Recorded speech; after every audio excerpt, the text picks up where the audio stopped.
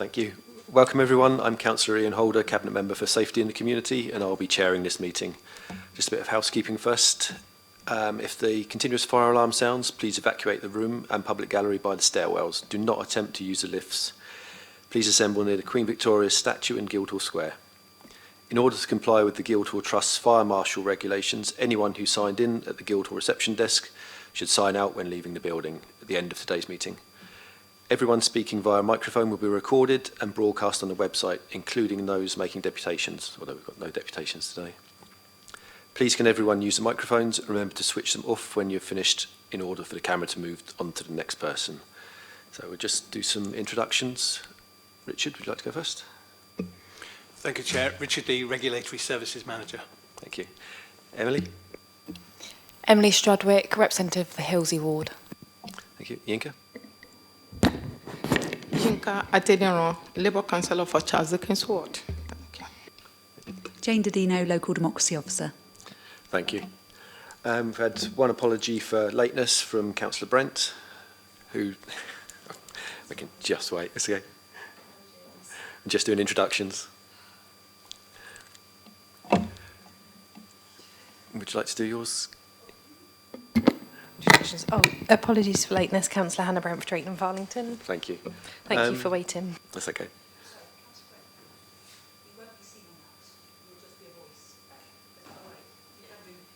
Yep. You can move seats if you wish to. It's just those seats there.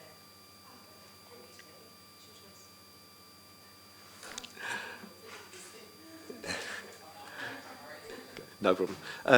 Just next thing, declarations of members' interest. Does any member have anything to declare in relation to the report? No. Thank you. So, Richard, over to you. Thank you, Chair. Good afternoon and good afternoon, members. I provided a detailed report for you. I do want to pick out some highlights, however, which will be of interest to you. The report is a sampling plan in relation to shellfish production areas within Portsmouth waters. Shellfish, bivalve mollusks, BMV. I will probably use BMV, but I might forget to do that and use shellfish instead. But BMV is the common name for the various types of species that we have within our waters. There are three recommendations set out within Section 2, and these are to recognise the importance of our work in monitoring the shellfish population and its health. The second is to approve the continued use of the resources which are required to deliver this sampling regime. And three, to approve option 3 and the continuation of the classification regime. Some background for you, Chair. Regulatory Services is the Port Health Authority. And the Port Health Authority is the responsible / competent authority for monitoring the health of shellfish within our waters. I've already used shellfish instead of bivalve mollusks, but you'll know where I'm going with this. The results of our sampling regime are used, however, by other organisations, and I'll mention 3. Southern IFCA, which is Inshore Fisheries Conservation Authority. The FSA, which is the Food Standards Agency, and CFAS, which is the Centre for Environment, Fisheries, Aquaculture Science. We sample to classify the shellfish and to dictate really how they should be treated before consumption by the public. The classifications range from an A to a C with a B and a long-term B in the centre of that. And the details of the classification process can be are set out in section 312. But in summary, if a bivalve mollusk is classified as A, then effectively it doesn't require any additional preparation before it can be consumed. If it's classified as a C, then there is the shellfish are prohibited from being harvested by the industry. The shellfish classification, therefore, has a real public health significance, because once harvested, they will go into the food chain, and obviously we want to ensure that that is protected. Shellfish themselves are considered to be a high-risk food product by the Food Standards Agency. Now, we monitor and collect the shellfish on a monthly basis. And effectively, we do this by securing a procured fisherman who goes out in a boat and literally dredges the classified areas at a particular location, collects a number of shellfish, the minimum number which is specified. We then pack those off for analysis by a lab. Now, there is a requirement which is set out under regulations about the number of samples we must take within each calendar year. And we aim for 10 samples to be taken over that 12-month period. As I say, the regime is set out within the regulations, and they are very prescriptive about what we do and how we do things. As you know, I introduced myself as the Regulatory Services Manager, and everything we do within that function requires sort of formal notice and monitoring from the various legislation and those agencies which govern them. Now, the Port Health are responsible for implementing procedures in respect to the results of the sampling programme. And there are a couple of examples. We may need to apply temporary closure notices. So although the beds might be classified suitable for harvesting, if there are adverse results within any particular year, then we'll receive notification from CFAS, and they will request that we put in a temporary closure. Then we'll continue to sample those shellfish beds. Hopefully, subsequent sampling will demonstrate that the situation has been resolved or improved, and then we can reopen the beds. Also, the sampling obviously dictates those classifications which I've said. So after each year, we are notified of the classification, and then we need to let the fishing community know of those classifications.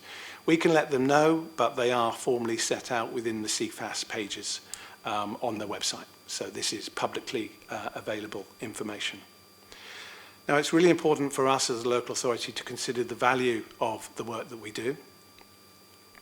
It's difficult to calculate the actual value of the product which is being harvested, but we've tried to do some calculations. We have a roughly 50 registered local fishermen, and we believe that they harvest around about 70 tons of bivalve molluscs each year. And when we've done some calculation about the sort of shop value of those products, and we estimate very roughly that it might be up to £750,000, £750,000.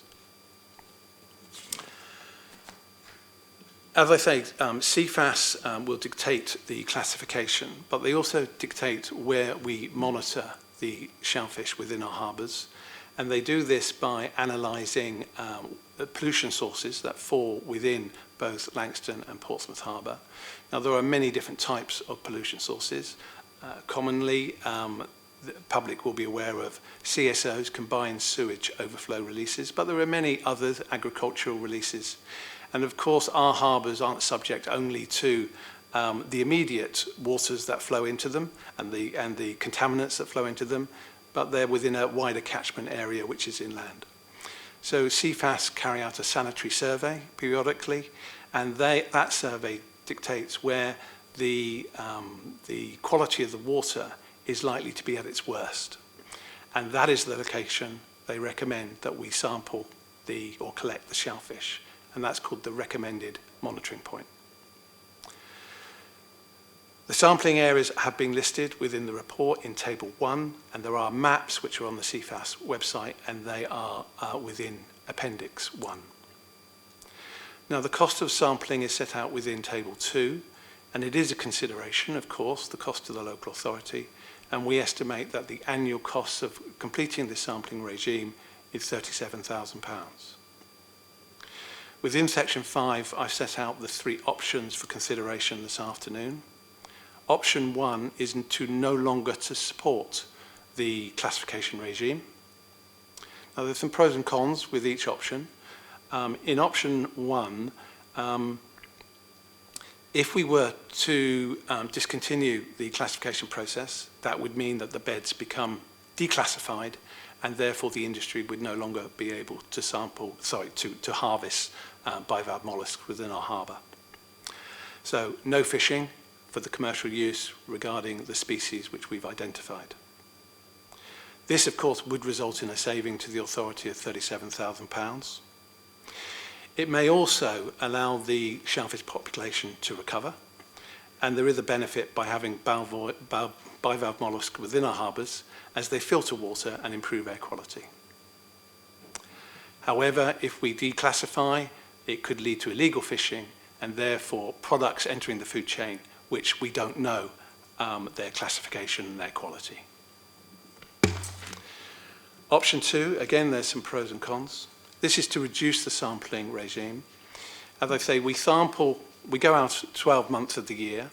The reason for that is we know that there are occasionally problems. We may have the lab telling us that the samples are unfit for analysis for any particular reason. Could be a temperature variation.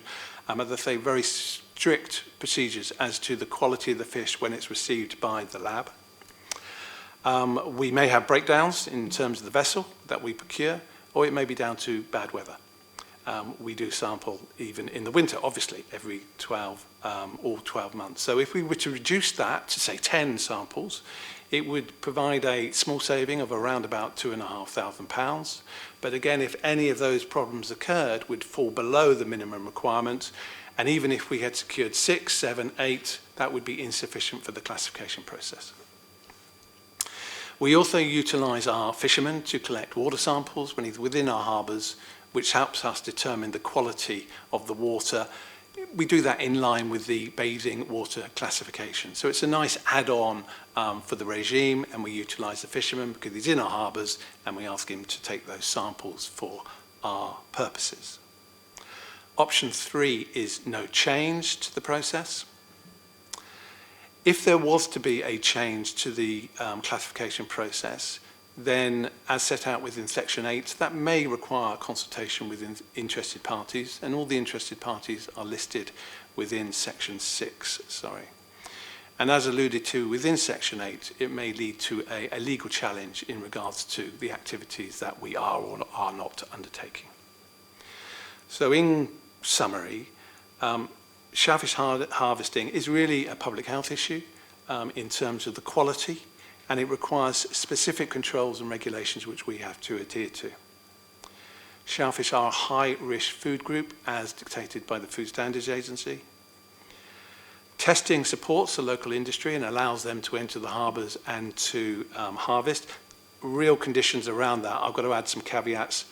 Southern IFCA have bylaws about when the beds can be open, etc. and so on. So there is that partnership working.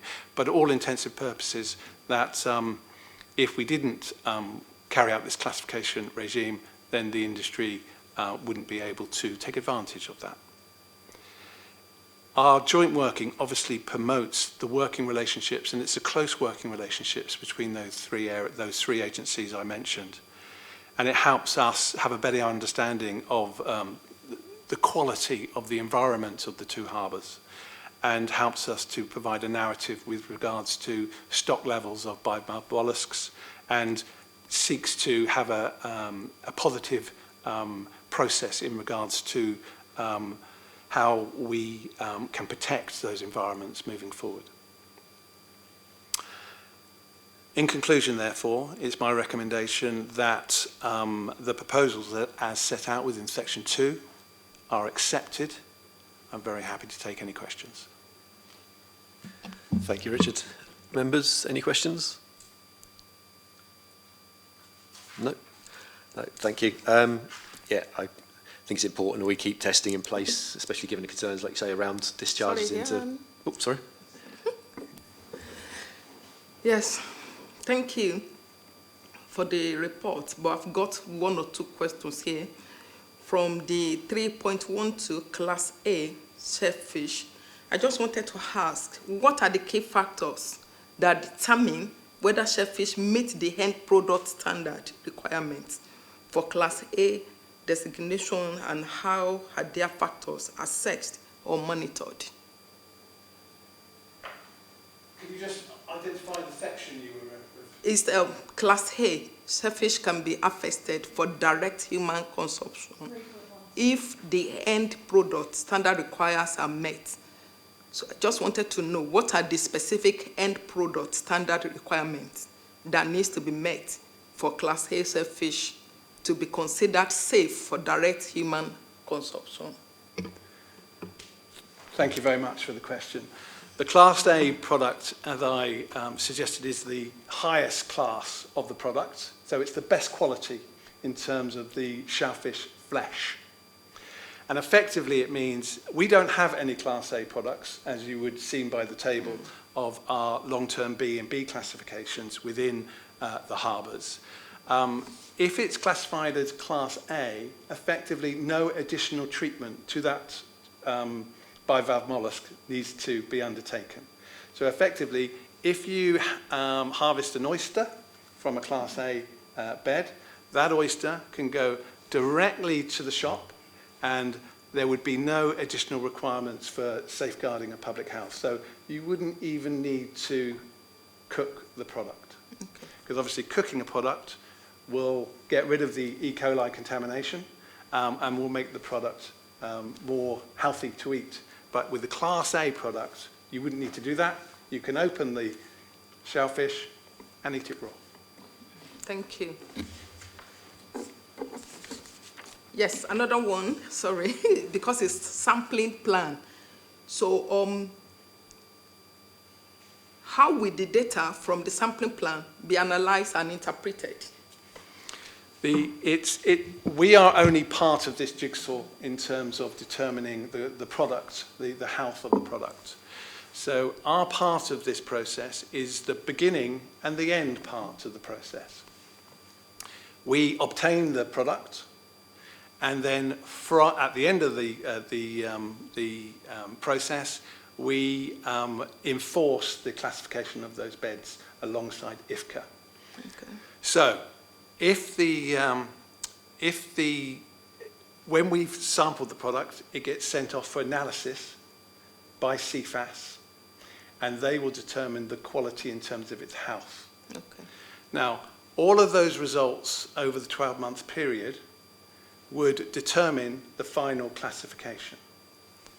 But because this is a public health issue, CFAS will then send their conclusions to the Food Standards Agency, and the Food Standards Agency will ratify the classification of the beds. And then we get involved with ensuring that, if needs be, we can apply temporary closure notices, etc., and inform the industry.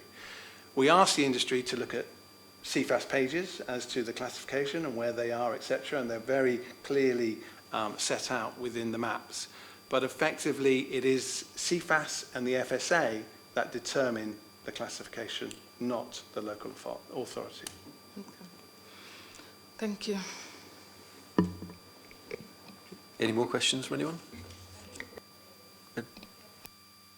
Thank you for the report. I think it's really important that we carry on personally with the harvesting for the risk to public health in this particular food item, and it's also important that I'm presuming that they're used across Portsmouth to our businesses as well, which is obviously of a benefit. I would appreciate if we didn't harvest, it would be good to see the sort of regeneration of new shellfish, but I think personally it's important to keep the process going. Perfect. Any other comments? No. I agree. I think it's important to keep testing in place. There are lots of concerns at the moment around discharges into the sea, particularly in Langston Harbour, as everyone knows. So I'm happy to approve option 3 and keep things in place as they are. Thank you.